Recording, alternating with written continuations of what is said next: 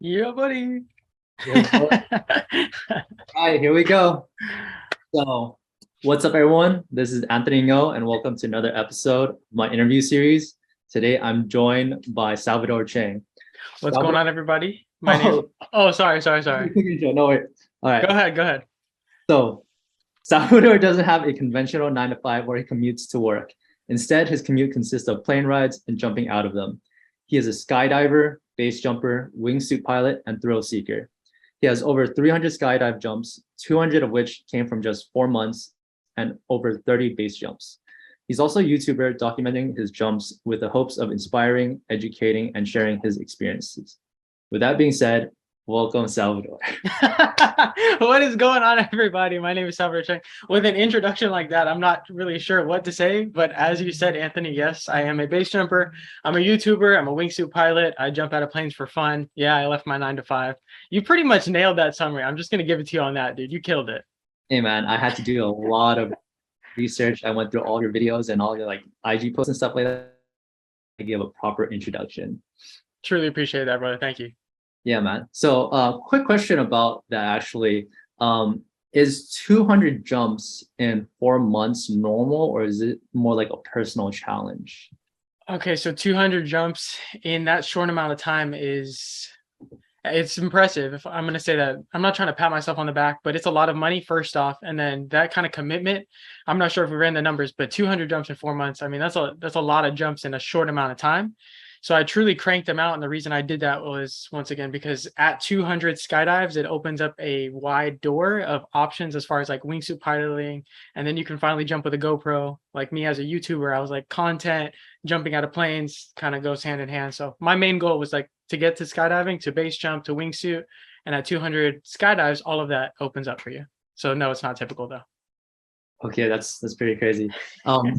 Yeah, man. So I actually landed on your channel because I was looking up like safety of like the safety of skydiving and stuff like that, Yep. and I kind of went down the rabbit hole. I was thinking about skydiving and doing like my first tandem jump because like I'm kind of bored and I need more like excitement in my life. But I kind of want to know, how did you get into this sport? Like, what prompted your very first jump to? Yeah, so it kind of happened the same way. Before skydiving, I was working a 9 to 5. I worked a bunch of different jobs. I actually went to college. I ended up dropping out. But anyway, that's a whole other story. I went to college. I got a degree in finance. I dropped out.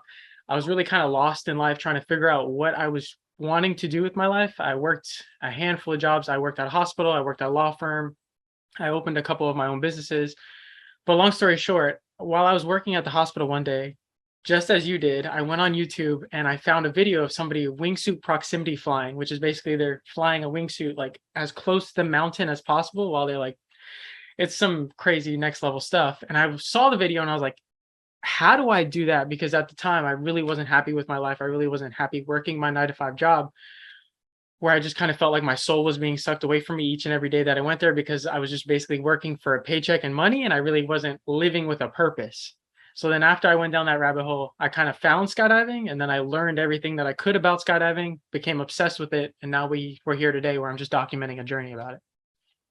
Wow. So, like, it was already as soon as you saw the video, like that's when you knew you wanted to do it, or was it like after your first jump, you were like, I'm hooked, or like, I kind of want to understand like that process of how you got there, And like I and after I your first jump too.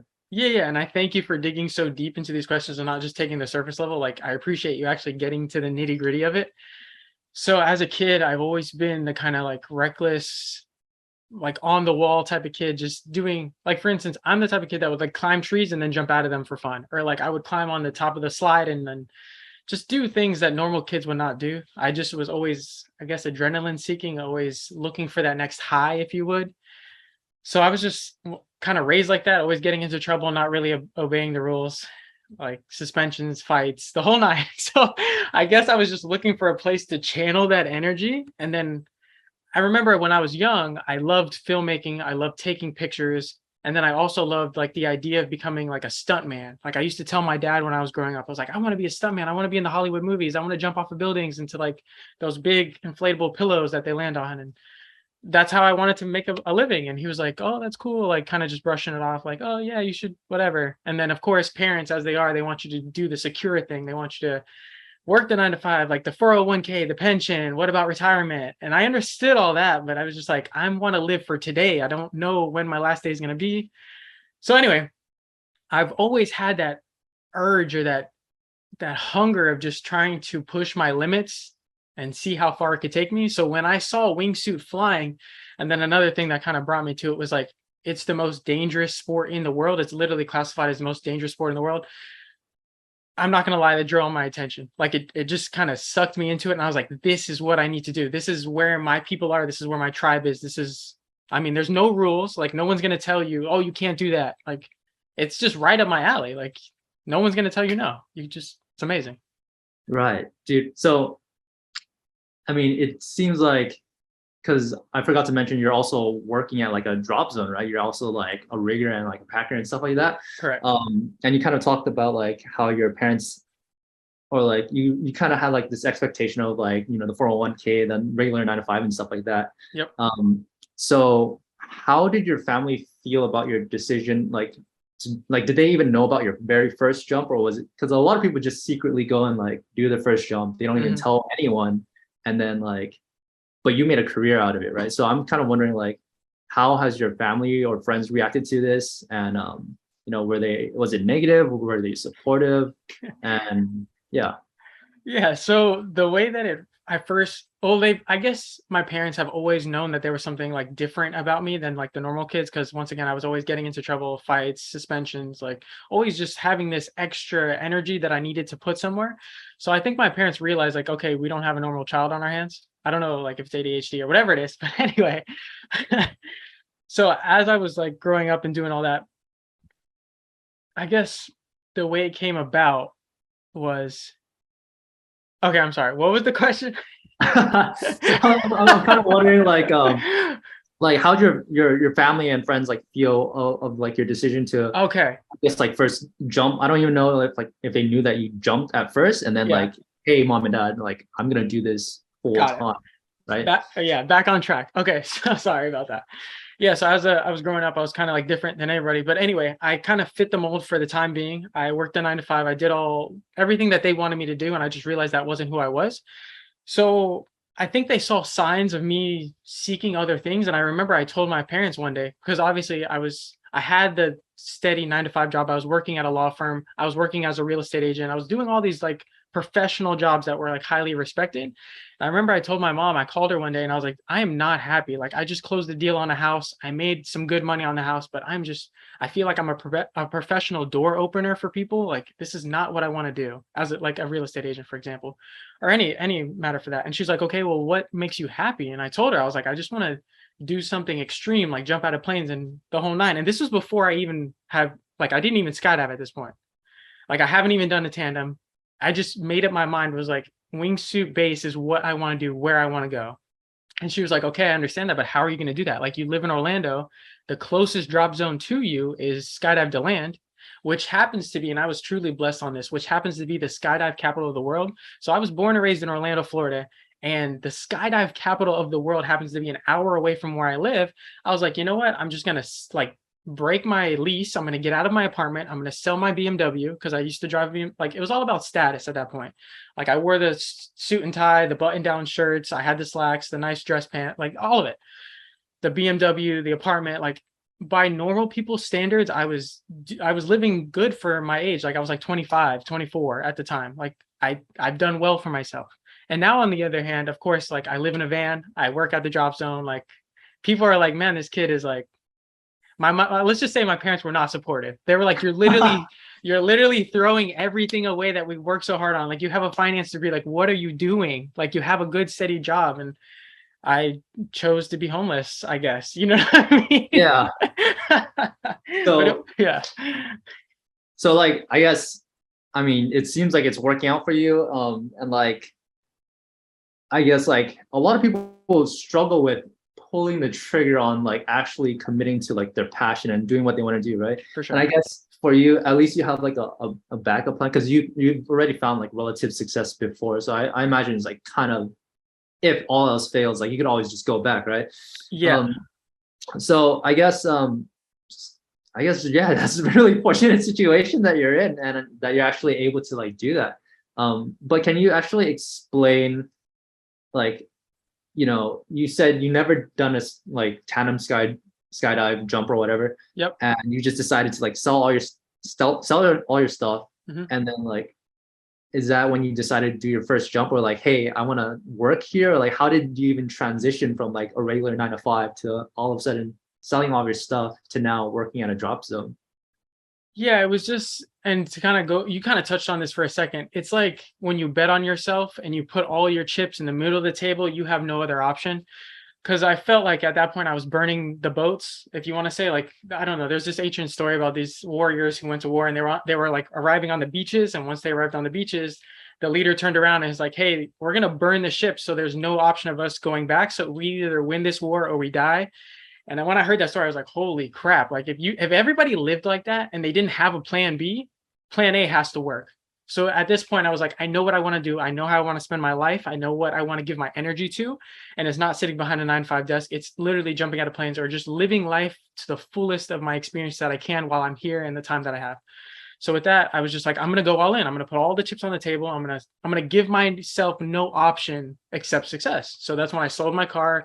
I broke my lease, like, because at that point, the only thing that I could literally do at that point to kind of save myself is move back in with my mom, and that's not happening. Not even an option. So you know what I mean? Like, I was like, this is gonna work, and if it doesn't, I don't have another option. Because yeah, so that's kind of how Dang. that went down. So you kind of just went all in, right? And you just Yeah, like committed to it. yeah, and it And hasn't been then easy. it hasn't been easy. No.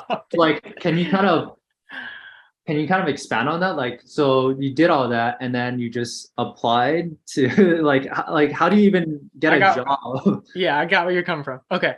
So I went to Skydive DeLand, and once again, I don't know anyone in Skydive DeLand. Like, I had no connections, not like today. Like today I walk in and I know almost everybody because it's my home drop zone, and I literally started from 0 to 100 there. So anyway, when I first got there, I didn't know anybody. I didn't have any connections. So I literally went, or I called up before I even drove. I called and I was like, hey, I'm just curious about what are the options like working in the skydiving industry that they have to offer. And they kind of went over them. They're like, hey, well, you can be a tandem instructor, you can be an AFF instructor, you can shoot video for the tandems, you can become a packer, you can do all of these things. And I was like, okay. And then I kind of looked at my options and I was like, what's the easiest entry to this path that I want? And the easiest entry that I found, because of course, to be a tandem instructor, you have to have 200 skydives, you have to get a 500, sorry, 500 skydives certified as like a tandem instructor, the whole nine. So there's a lot of like, the easiest path was become a packer. And I was like, okay, I can pack parachutes. I mean, that seems easy enough. But then I learned to be a packer at Skydive DeLand, not only do you have to know how to pack parachutes, but you have to also be a certified rigger through the FAA.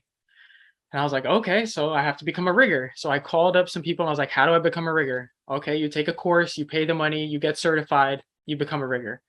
So it's literally just like chipping away at it in baby steps. Like, I feel like if you have a grand big goal, you just have to reverse engineer it. Like, okay, I understand where I want to go.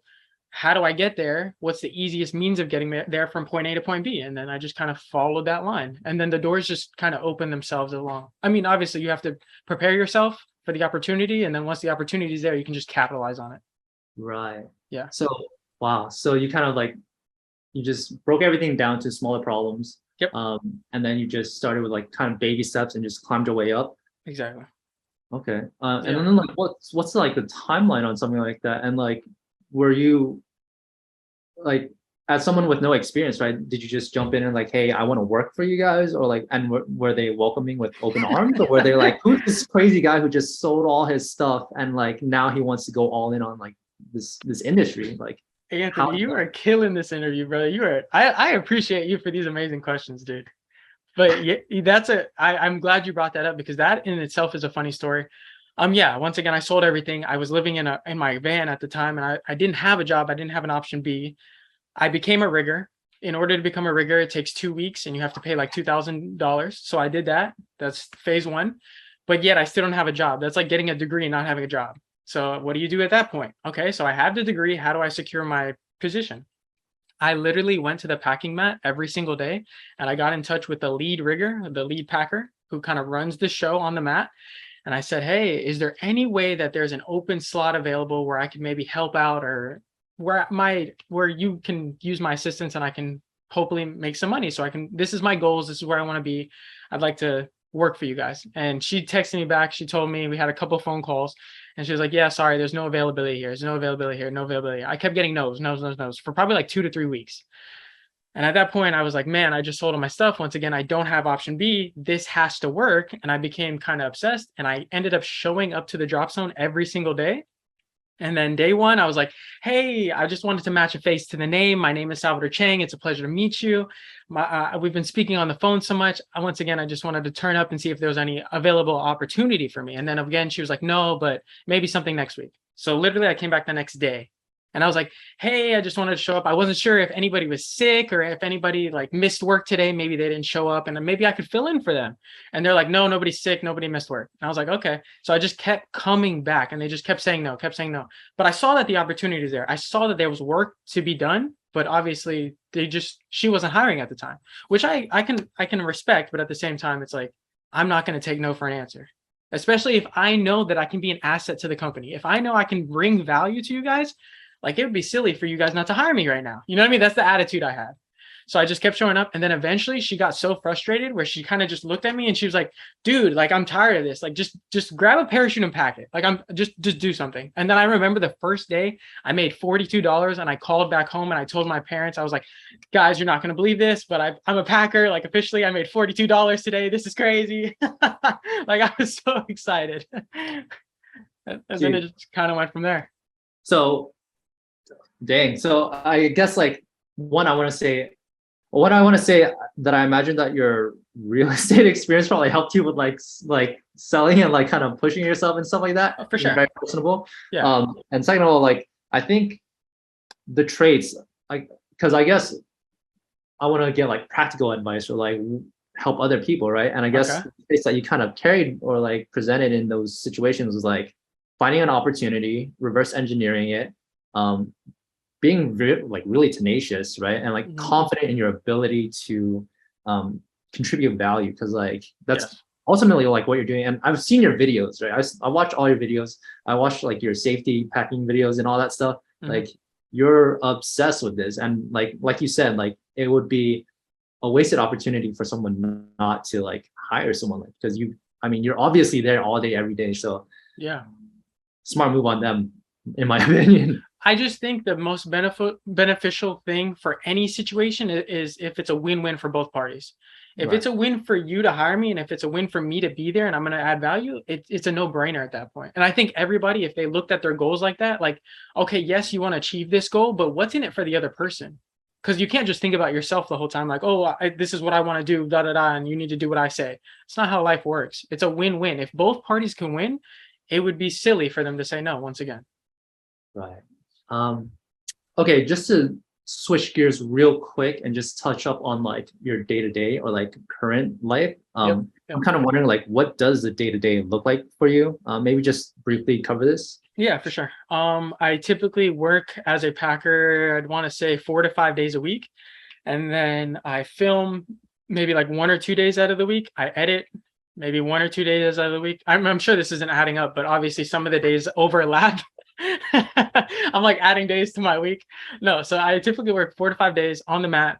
That's my primary job. My secondary job is YouTube, of course, that I also make money from there. It's kind of like my side hustle now until things really take off, which I have faith they will. But yeah, so I film 1 to 2 days, edit 1 to 2 days, and then I publish it and I continue working. And this is just like a cycle. My week goes through, and then every week I've been blessed to be able to post every single Monday for like the past 1.5 years now. So things have been good. That's crazy. So I'm kind of wondering, like, do you get to jump every day? Because I was trying to do the math for your 200 jumps, right? And it seems like you jump at least like once a day or something like that. So I'm kind of curious, like, is that what you do? Like every day you get to jump every day? Yeah, and that's the way I kind of designed my life once again. Like if I could reverse engineer my life and I could go to work happy every single day, how would I spend my time? And it was like, if I could jump out of a plane every single day, I'd be stoked on life. You know what I mean? So the way that it works is basically as a packer, you either can jump on the first load of the day, which is basically the first skydive flight that goes up, or the last one, because of course, in between that, you have to work. So for instance, on my last video series that I did 30 wingsuit skydives in 30 days. And the way that I was able to accomplish that was obviously skydiving either on first load or last load every single day.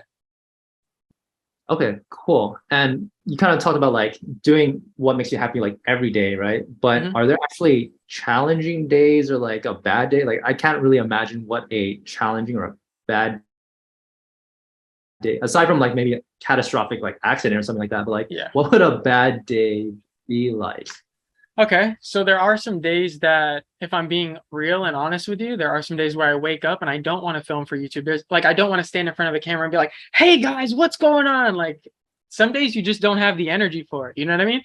So it's hard. Like, you wake up, everybody's moody. We are humans at the end of the day. But at the end of the day, this is my job. This is the life that I chose. So if I'm going to sacrifice, this is the sacrifice that I chose. You know what I mean? Like, I could be sitting in a 9 to 5, but instead I get to yell at a camera all day. Like, this is pretty awesome. You know what I mean? So I Yeah. think your mindset also plays a game on you. But the bad days are like the days I don't feel like filming, or the days I don't feel like jumping, or the weather days. Obviously, you can't jump on a weather day. So it's like you're just sitting around with nothing really to do, because my life is skydiving. You know what I mean? So those are probably like the bad days. But Dang, that's kind of hard to imagine. Like speaking to you and after watching the videos, it's hard to imagine you like not all hype. Because I remember watching like your after like the end of your wingsuit videos, you're always like, you know, like all hype and yeah, stuff like that. because I'm in the moment. Yeah. So it's pretty interesting. But it's, Um, yeah, I'm a real person just like you. Like, at the end of the day, I go home, I eat dinner, like I brush my teeth, like I put my shoes on one shoe at a time. You know what I mean? Like, yeah. yeah. But you say like you're like a normal person like me, but like to me, I admire what I really admire about you is like how you approach fear. Because to me, like every day you jump out of a plane, right? So that's Yeah. like confronting like a fear of death. Not just that, but like you're kind of fearless in the sense of like you said, you burn boats, right? You burn the ships. You committing to like this path, right? Mhm. So I was wondering if you could kind of touch up on like what you've learned personally from fear, or like your thoughts on fear, and like any Uh, lessons from that. yeah. So fear in my eyes, and this is gonna sound cheesy or whatever, but it's false evidence appearing real. Most of the times we make up these situations in our head that aren't real. Like, oh, this could happen, this could happen. Am I still there? Oh man. No. It got cut off on most of the times you made these Okay. situations. Yeah. So most of the times we make up these false evidence appearing real in our heads. Basically, we make up these scenarios that aren't even real. And then half the time, I don't know, I'm a big believer in the law of attraction, or what you feel is going to happen is typically your outcome. If you think you can, you can. If you think you can't, then you're not going to. So for instance, like, you could do anything. Anybody can do anything. All you have to do is decide to do it, and then plan a course of action accordingly, and not give up for an extended period of time. And at the end of that, whether it's a month, 3 months, 5 years, 10 years, you will eventually reach that goal. There's not an option. There's no other option, unless you give up on yourself, and which is failure. So when it comes to fear, and you're like, oh, you fearless, it's not that I'm fearless, or that I don't know, I don't believe in it. I know that sounds cheesy, but it's like, scared of what? Of dying? Okay, I died, but I lived. Like, and this is gonna sound messed up, but there are people who go through life every single day that are dead, but they don't die until they're 70 years old. If that makes sense. Like, Yeah, I like, there's completely. people just walking around like zombies, and I'm like, you guys are not, like, you're alive, but you're not living. And I just, that's my biggest thing. So it's like, am I scared? Yeah, I'm scared. Do I get over it? Yeah, I get over it, because I know that on the other side of fear is some of the best experiences I've ever had in my life. So it's like, why be scared? Right. Okay. So dang. So on the topic of like life and stuff like that, right? And just like Yeah. I don't know, not just skydiving and stuff like that, but like if you could go back to the past, like would you do anything differently, or like what would you change? Yeah. If I could go back to the past, I would start earlier, Mm, because a lot of people in my life were like, you are young, you have plenty of time. Like, why are you, like, they would say I'm hustling, or why are you so ambitious? Why are you so hungry? Because I used to tell my mom, I'm like, I need to do something. Like, I need to make money. I need to be successful. I need to have, like, when I was young, it was like the Lambo, the women, like the whole nine. But it's like, my parents and my family was like, "You're so young, just enjoy the time you have. Like, you have plenty of time, just have fun, relax, enjoy yourself." But if I would have done anything, I would have made the commitment sooner. Like, I wish I would have started my skydiving journey at 18 years old, because at the age that I'm at now, I could easily have accomplished all my goals, and then I just have like it compounds. Like, the more time you have in something, the better. Like, it's just I wish I would have started sooner. I hate when people are like, "You're young, you have plenty of time." Like, no, you have today. That's the only time you have. So make today count. Like, stop with that. Dang. Okay, so it seems like I completely agree with you. By the way, like I can't just like sit still. I hate just like doing nothing. I feel like it's really boring and like a waste of time in life because like Yes. precious and stuff like that. Yes. It seems like that would be kind of like bad advice, but I was wondering if you also received any other like bad advice, and then maybe give some good advice, and on like a positive note. Bad advice. I can't think of any other bad advice, like off the top of my head. That's probably the biggest one. That's like my pet peeve is like, "Oh, you've got plenty of time." I hate when people say that as if time is not the most valuable asset we have. But good advice that I was told or not recently, but good advice that when I was working at the law firm, I remember one of the attorneys told me, he was like, "Strike while the iron is hot," which is basically like, if you have the opportunity, you should capitalize on it. And then even sometimes if you don't have the opportunity, you should make the opportunity.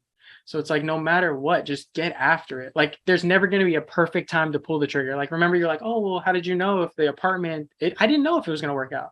But I knew if I kept living in my apartment, I kept driving the Beamer, if I kept going to work every day, that I'd just have the same life that I kept having in the past. And I needed something to change. And the fastest way to change something is by changing yourself first, and then everything around you will change. Dang. Okay. Very good advice. Like, I feel like I'm kind of in like a turning point in my life as well because I'm kind of going down like the conventional route. Mhm. It's like pursuing a career in like software engineering, typical like Asian stuff.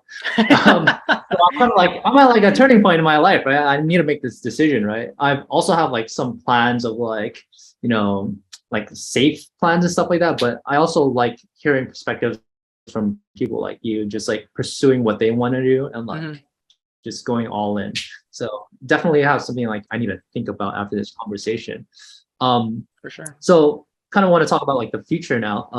What's the next step in this industry for you? What's like the Mount Everest of like, skydiving, base jumping? I know you kind of mentioned like the proximity of wingsuiting, but I Yeah. imagine like once you get that, like just from speaking from you, I feel like there's gonna be another thing next. Like, so I'm wondering, like, what's the next thing?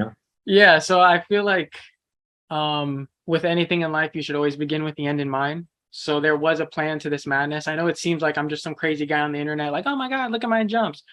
But I promise you, before I ever hit record on that first day when I started the YouTube channel, there was a plan for the long game. I set aside, like, okay, what's my 5-year plan? What's my 10-year plan? Why am I doing all of this? Because once again, if it doesn't have a purpose behind it, what's the point of it? It's just wasting time. So I guess the end goal is to obviously build my YouTube channel to reach as many people as possible so I can inspire them and motivate them and hopefully make an impact on their life that is positive so that they not only chase their goals, whether it's wingsuit base or it's they want to become a mechanic, they want to become a doctor, they want to become the world's best basket weaver ever. Like, I don't care what it is. Like, if you want to take dogs for a walk and you're passionate about dogs, go do that. You know what I mean? But like, I just need people to stop living lives that they're not happy with. And I need people to, like, instead of be zombies, I need them to wake up and just do what they love. Because I think if everybody does what they love in the world, it'd be just be a better place. So long term, my goals are I want to, of course, base jump a lot more. I want to wingsuit fly along more. I want to combine those two. I want to wingsuit base. And then after I feel like my journey as an individual has peaked and I reached the pinnacle of who I can be as an individual, I then want to help others do the same. And maybe if that's coaching, maybe if that's motivational speaking, maybe if that's, I don't know where that's going to take me. I don't know the exact path now, but I do want to impact others. I want my story to be complete, to be like, hey, I went from nobody, from who was like a 9 to 5 job, to like reaching my goals, to like literally doing everything I ever wanted. Like, if I died right now, I'd be happy with life. And I want to share the same experience that I had and the path that I did, like I took, with you guys so you can do the same. Okay, that's a pretty solid plan, dude. Like that's definitely out there compared to like working an office job and like regular 9 to 5. Yeah. Um, so I'm wondering, like final questions, like do you have any other parting words, any words of wisdom or advice before I wrap this up? I just want everybody once again to chase their dreams. I don't want, like, I know as society as a whole, your parents, people, just there's that social pressure to conform. And I promise you, you'll be a lot more happy if you do what you want to do and you live the life that you want to live, as long as it's legal, moral, and ethical, and it enhances and brings a positive thing to other people's lives. I promise you, like, you can do it. I know everybody around you is telling you, no, don't do it. Like, oh, what if this happens? What if that happens? Like, people are so negative, but I promise you, like, a lot of people are like, what if that went wrong? I'm like, yeah, but what if it went right? Like, every little thing could change. Like, your life is literally just a couple decisions away from you being a completely different human being. And just pull the trigger, just do it, is all I'm gonna say. Like, Nike has it best, just do it. Just do it. All right. Just do it. Just do it. All right. Well, Salvador, that was an interesting conversation. I want to thank you for your time and for sharing your experiences and your insight. And for all of your like inspiration and enthusiasm, I feel a lot more energized just talking to you. If or when I do end up doing my first jump, I'll make sure to let you know. Heck yeah. Yeah. Thanks again for your time and for all these positive vibes. I'll talk to you soon. Dude, Anthony, thank you for the interview. I truly appreciate the questions. I love how you dig deep into them and you didn't just take the surface answer. I really appreciate that. You took the time to not only get to know me, but my story. So thank you again for the opportunity, Anthony. Thank you, Salvador. Cheers. Cheers, brother. See ya.